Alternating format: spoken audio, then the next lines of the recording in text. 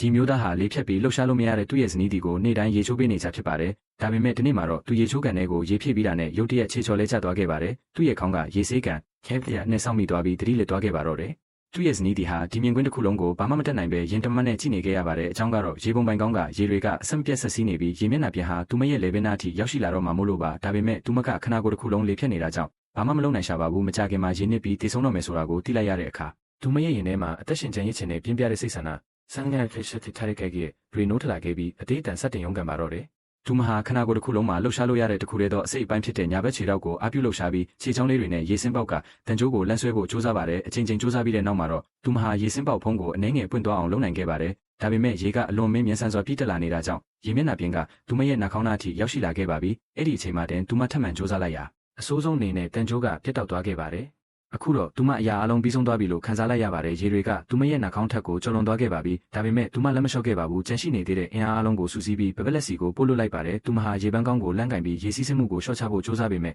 မလုံလောက်ခဲ့ပါဘူးရေတွေကသူမရဲ့ခေါင်းထက်အထိရောက်ရှိသွားခဲ့ပါပြီနောက်ဆုံးချိန်ကြိုးစားမှုအနေနဲ့သူမဟာရေပုံပိုင်ကောင်းကိုလန့်လှည့်လိုက်တာကြောင့်ရေစီးတာအနှဲငယ်လျော့သွားပေမဲ့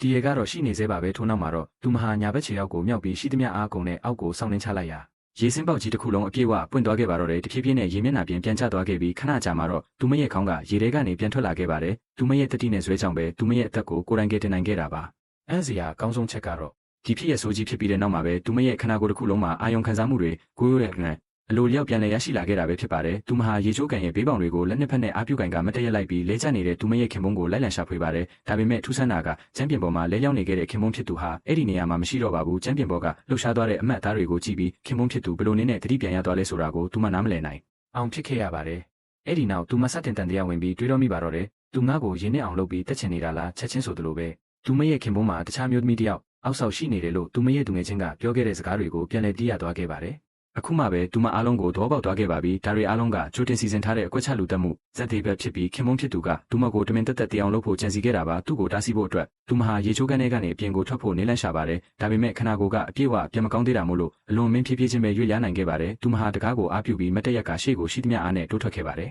ထို့နောက်ရဲတပ်ဖွဲ့ထံဖုံးဆက်တိုင်ကြဖို့အတွက်အနီးနားကစာပွဲခုံပေါ်ကဖုံးကိုလက်ယူလိုက်တဲ့အချိန်မှာပဲဖုံးလိုင်းကျိုးဟာအဆက်ကလေးကဖြုတ်ထားခြင်းခံရမှန်းသူမတွေ့ရှိသွားခဲ့ပါတယ်အဲ့ဒီခိုက်တက်မှာတဲ့အခန်းရဲ့အပြင်ဘက်မှာအနက်ရောင်အရေးကြီးတစ်ခုကအလွန်လျင်မြန်စွာဖြတ်တန်းသွားခဲ့ပါတော့တယ်